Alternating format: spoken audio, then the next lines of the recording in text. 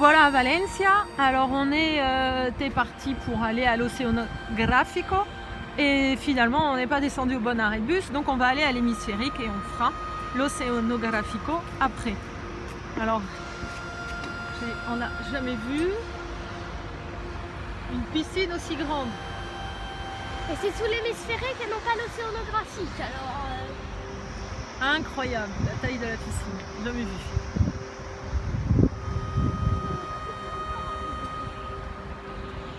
Voilà, donc j'ai l'impression que c'est un peu le monument phare à Valence. Donc il y a différents trucs, il y a le musée de la science et le musée des arts. Bon, alors nous on aimerait bien faire l'hémisphérique, un cinéma 4D en fait, avec des programmes sur les étoiles et puis les fonds marins, j'ai bien compris. les fonds marins. Et ensuite, on va aller donc à l'Oceanográfico. Bon, moi j'aime pas ça du tout, hein, voir les animaux en captivité, ça me rend toujours très malheureuse. Mais je pense que c'est quand même une chouette expérience pour rendre. Voilà, donc on va aller voir un petit peu. Il paraît que c'est le plus grand d'Europe, donc on va voir ce qu'il y a.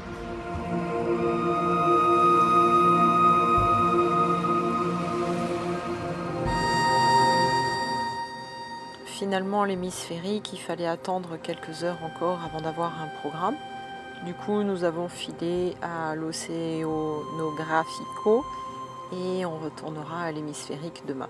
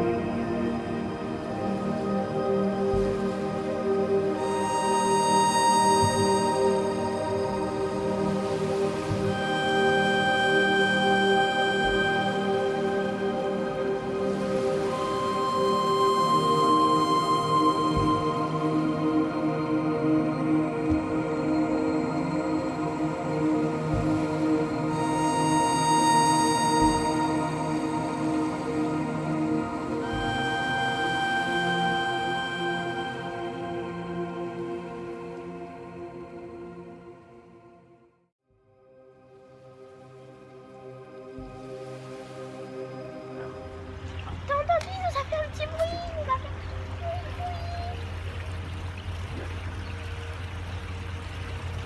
En fait, ça a une bouche de chien.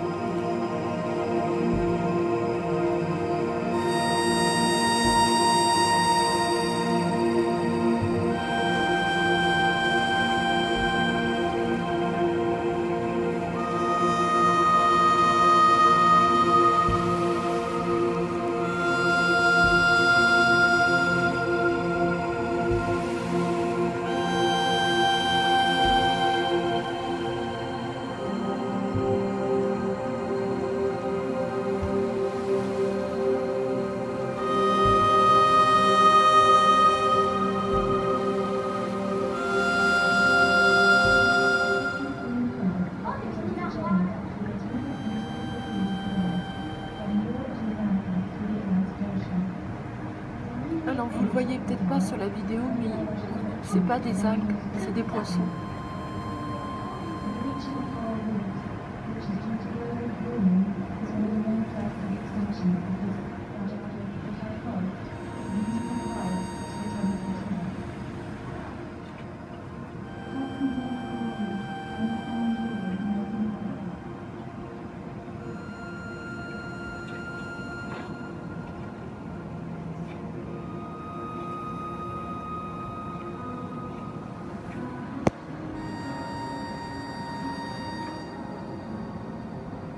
T'as vu ces mini-marins, maman?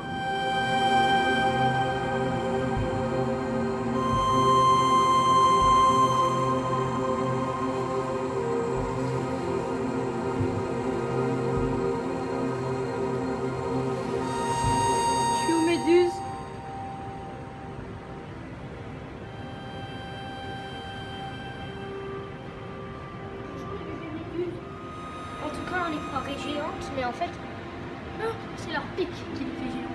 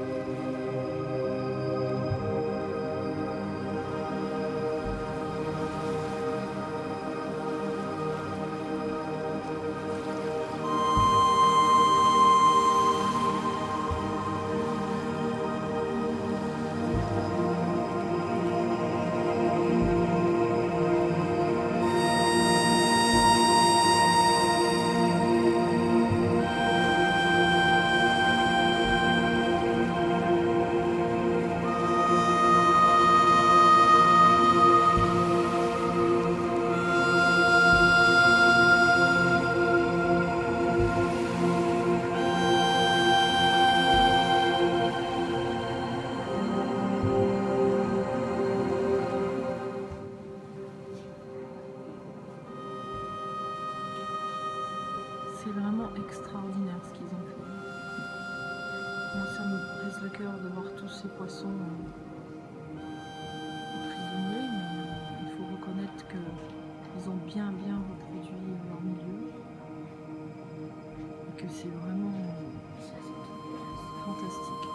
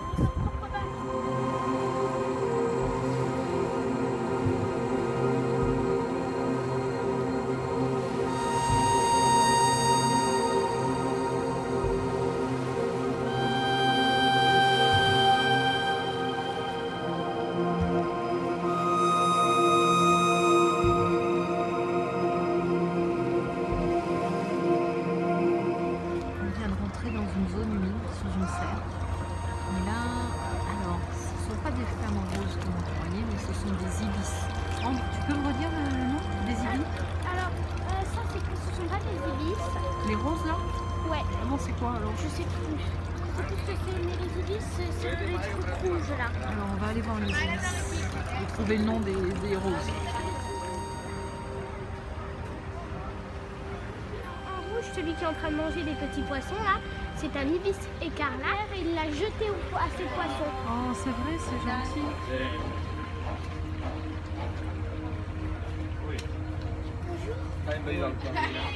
Bonjour. T'es beau?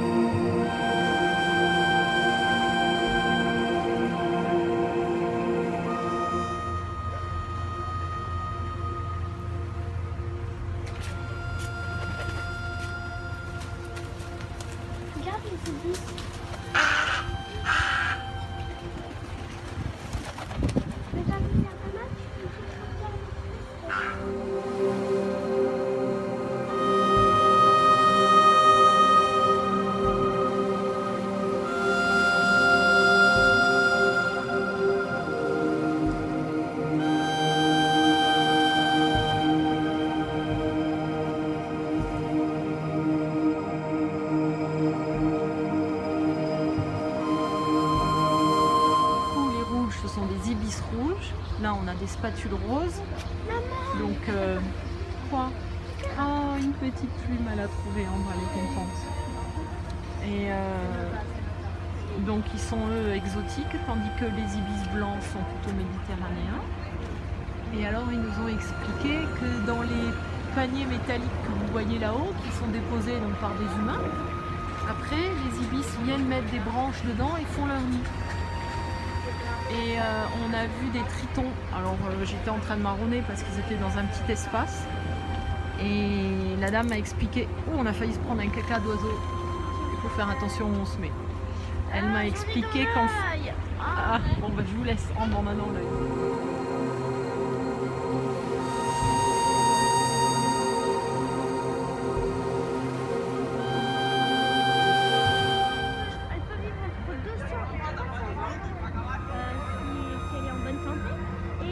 Supporter dans les 200-300 kilos quand même, c'est énorme.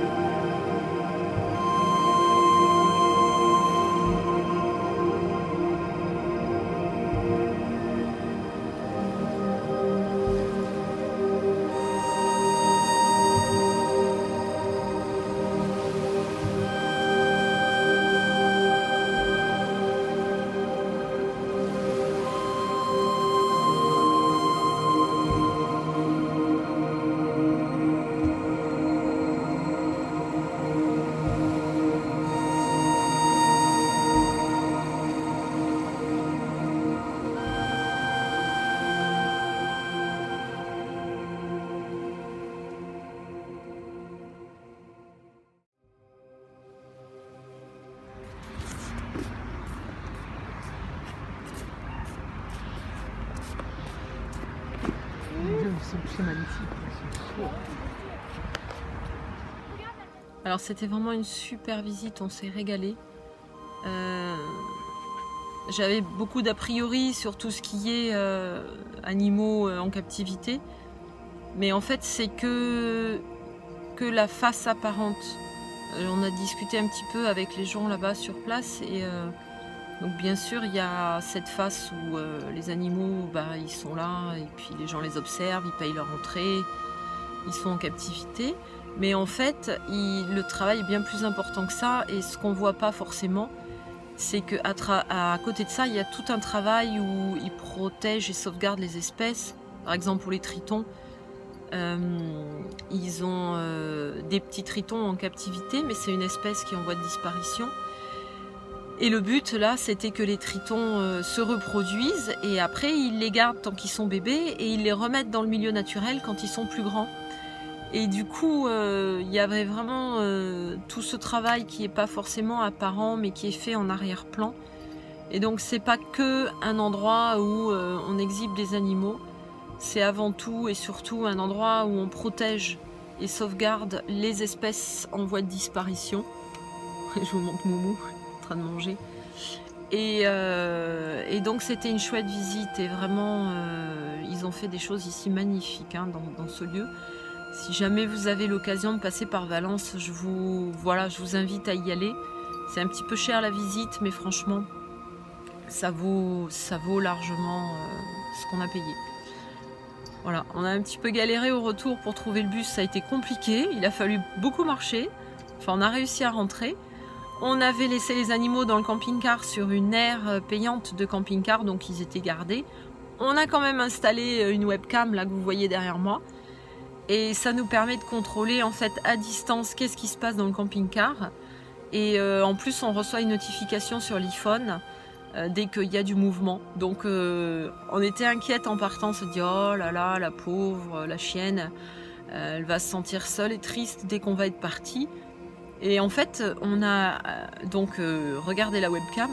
Dès qu'on a été parti, elle est montée sur le fauteuil, elle s'est vautrée tout son long sur le fauteuil.